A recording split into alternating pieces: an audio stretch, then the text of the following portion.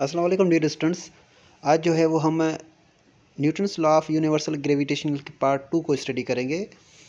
Part 1 में already हमने उसकी इक्वेशन ड्राइव की है, जिसमें मैंने आपको बताया था कि इक्वेशन किस तरीके से ड्राइव होता है और Newton's law of universal gravitation क्या कहता है।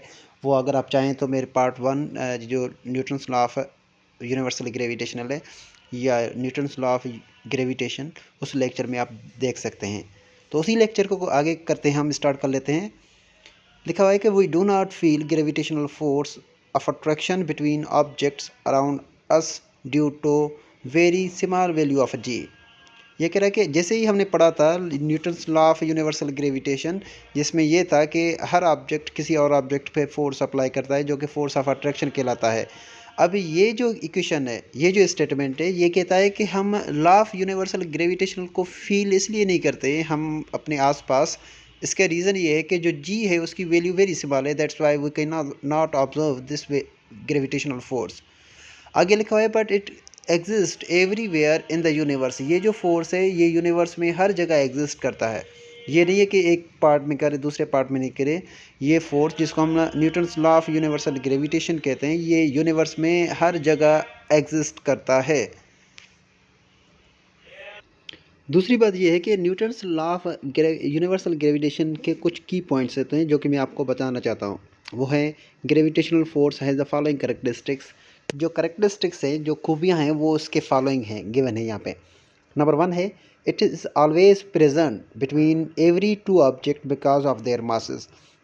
जिसको हम ग्रेविटेशनल फोर्स कहते हैं, जो जिसने न्यूटन्स ने दिया है लॉ ऑफ यूनिवर्सल ग्रेविटेशन, वो बेसिकली हर दो ऑब्जेक्ट पे, हर एवरी ऑब्जेक्ट पे या किसी भी दो ऑब्जेक्ट में एग्जिस्ट ऑलवेज प्रेजेंट होता है। इसका रीज़न ये है कि बिकॉज ऑफ देयर मासेस, उन ऑब्जेक्ट के अंदर मासेस हैं, इस वजह से, क्योंकि ग्रेविटेशनल फोर्स मासेस पे ही अट्रैक्ट अप्लाई होता है।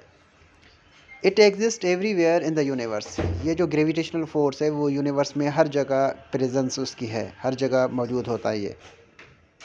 It forms an action reaction pair. ये जो ग्रेविटेशनल फोर्स है वो एक्शन रिएक्शन पेयर बनाता है। जैसे कि मास, दो मासेस हैं, तो एक मास दूसरे मास पे फोर्स अप्लाई करता है, एक्शन करता है, तो दूसरा मास जो है फर्स्ट मास पे रिएक्शन करता है, जिसकी वजह से इसको कहा जाता है action reaction pair. It is independent of the medium between the objects. ये जो ऑब्जेक्ट हैं वो एयर में भी हो सकते हैं, वैक्यूम में भी हो सकते हैं, जहाँ पे भी हों, अगेन स्टिल ग्रेविटेशनल फोर्स उसमें अप्लाई होगा। दैट मीन्स कि ये मीडियम पे डिपेंड नहीं करता। It is independent of the medium between the objects. It is directly proportional to the product of the masses of objects. ये जो है डायरेक्टली प्रोपोर्शनल है कोई भी दो मासेस जो हैं उनके प्रोडक्ट के। और it is inversely proportional to the square of distance between the centres of object. ये इन्वर्सली प्रोपोर्शनल है डिस्टेंस, स्क्वायर ऑफ डिस्टेंस जो कि उनके सेंटर्स से स्टार्ट होंगे। दैट मीन्स कि अगर हम डिस्टेंस दो मासेस के दरमियान इंक्रीज़ करें तो ग्रेविटेशनल फोर्स डिक्रीज़ होगा, अगर हम डिस्टेंस डिक्रीज़ करें तो ग्रेविटेशनल फोर्स इंक्रीज़ होगा।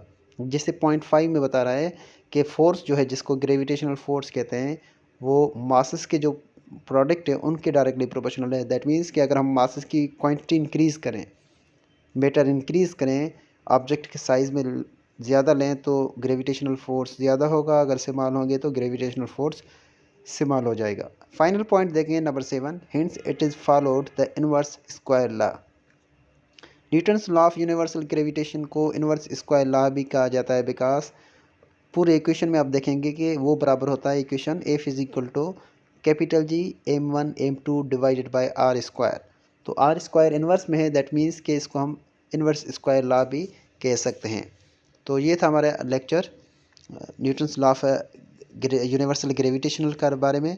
अगर आप नए हैं तो इस चैनल को सब्सक्राइब करें ताकि आने वाले वीडियोस आप तक पहुंच सके। Thank you very much.